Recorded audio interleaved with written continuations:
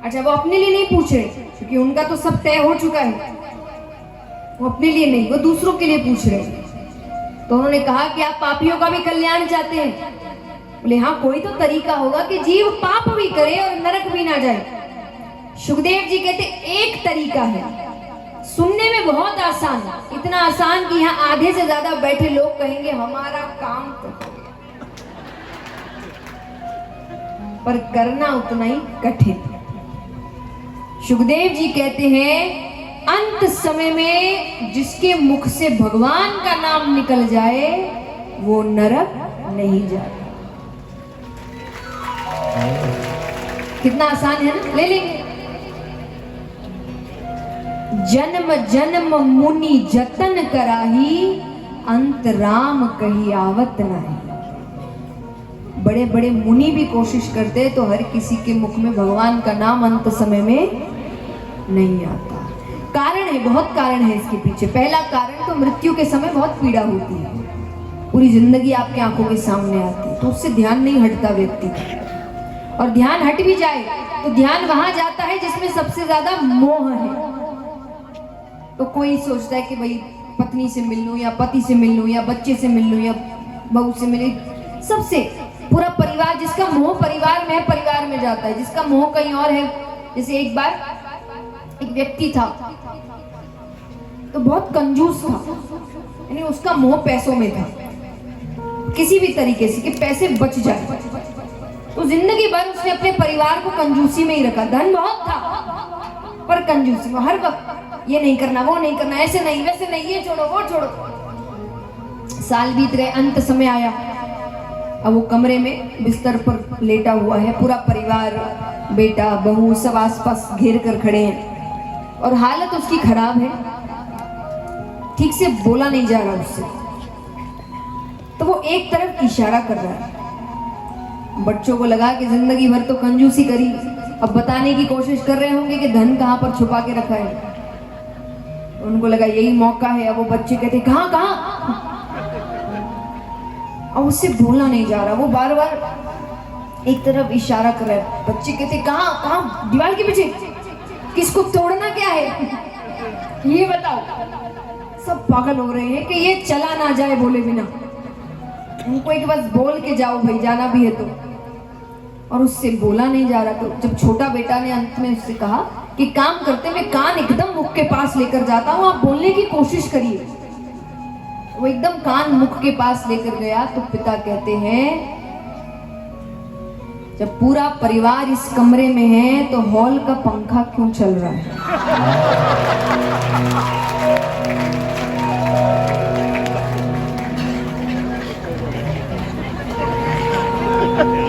ये होता है मोह। जब मोह किसी में पड़ जाता है ना, वो समय भी नहीं देखता।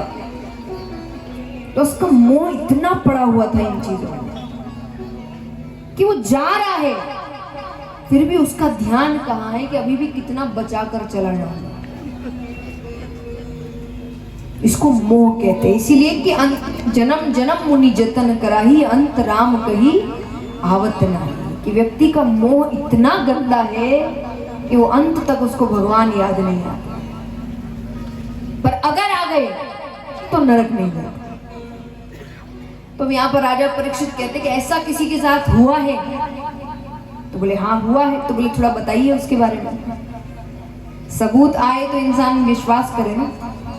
तो वो कहते हैं कन्नौज नगरी में एक ब्राह्मण रहते थे, उनके पुत्र हुआ जिसका नाम था अजामिल। क्या नाम था?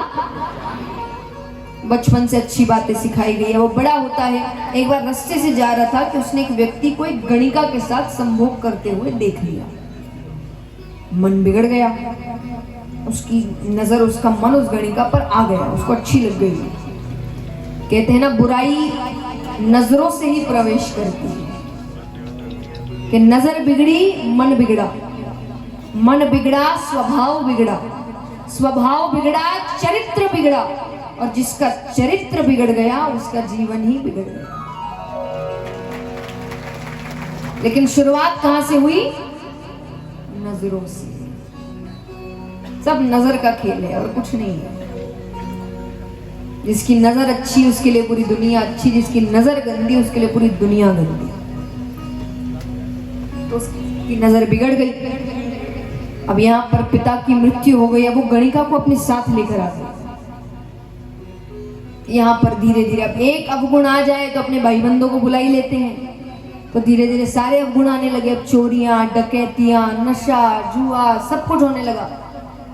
इतनी डकैती करी, बड़ा सा महल खड़ा किया, कई गलत संगत उसके साथ रहती। अब एक बार उसी गांव में एक ऋषि तपस्या करके उठते। अब उनको ब्राह्मण के घर में ही रात बितानी थी। तो सबने कहा ब्राह्मण का तो एक ही घर है, अजामिल का ही घर था, लेकिन वो ब्राह्मण कहलाने लायक नहीं है। वो कहे मुझे रात बितानी है, बस मुझे उस व्यक्ति से कोई लेना देना नहीं। ठीक है, उसको बोला गया। अब उसका घर था इतना बड़ा, उसने एक कमरा दे दिया।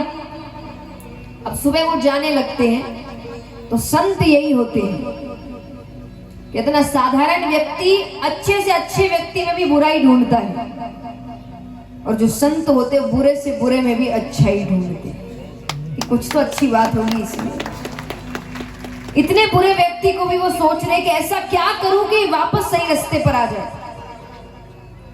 तो उन्होंने एक तरीका चुना। वो कहते हैं कि तुमने मेरी बहुत सहायता करी, मेरी एक बात मानोगे? बोले क्या? बोले तुम्हारी पत्नी को भी गर्भ है, बालक होने वाला है। बोले हाँ। तो बोले तुम्हारे पुत्र होने वाला है। बोले आपको कैसे पता? बोले मुझे पता है, और अगर पुत्र हो गया तो मैं जो कहूं उसका नाम वो ही रखना, अगर मेरी बात सच हुई तो। बोले क्या? बोले तुम उसका नाम नारायण रखना। क्या रखना? उसने कहा ठीक है, अगर पुत्र हुआ तो मैं नाम नारायण रखूं। उनको पुत्र ही हुआ।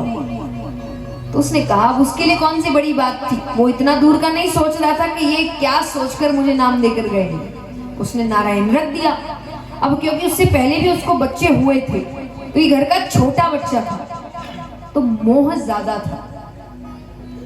कहते ना घर के जो बड़े बच्चे होते हैं उस समय तो माँ बाप बनना सीख रहे होते हैं। उसके बाद जो बच्चे होते हैं वो ज्यादा लाड़ प्यार में पलते हैं, बड़े तो जिम्मेदारी में पलते है ना। जितने बड़े यहाँ पर उनको पता होगा कि छोटे भाई बहनों को ज्यादा लाड़ प्यार नहीं। तो घर का छोटा बालक था, उसमें मोह ज्यादा था। तो दिन भर वो एक ही बात, बस नारायण कहाँ है, नारायण को धरलाना, नारायण को खिलाना, नारायण को घुमाना, नारायण नारायण नारायण, दिन भर नारायण, यही नाम उसके मुख में रहता था। साल बीते, अंत समय आया, यम के दूत लेने आए, खींच कर ले जाने लगे कि डर के मारे जोर से चिल्लाता है नारायण मुझे बचाओ, नारायण मुझे बचाओ। आवाज भगवान तक गई। भगवान अपने पार्षदों से कहते जाकर देखो कौन बुला रहा है, उसकी मदद करो। भगवान के पार्षदों को देखकर यम के दूत भाग गए। अब यमराज भगवान के पास आए। यमराज कहते हैं आपके किसी भक्त का अंत समय होता है, मैं नहीं जाता, पर ऐसे पापी के लिए आपके पार्षद आए। भगवान कहते पाप करने वाला हो कि पुण्य करने वाला हो, तुम्हें पता है अंत समय में मेरा नाम ले ले तो नरक नहीं जाता। अरे वो कहे वो आपका नाम नहीं ले रहा था, वो अपने पुत्र नारायण का नाम ले रहा था। भगवान कहते पुत्र समझकर, पिता समझकर, मित्र समझकर, शत्रु समझकर, नाम तो मेरा ही है। इसीलिए आपके बड़े बुजुर्ग आपके नाम भगवान के नामों पर रखते थे कि दिन भर कोई पूजा पाठ नहीं करता, और बच्चों का नाम दिन भर मुख से निकलता है, तो भगवान का नाम दिन भर मुख से निकलता है। इसलिए देखिए पुराने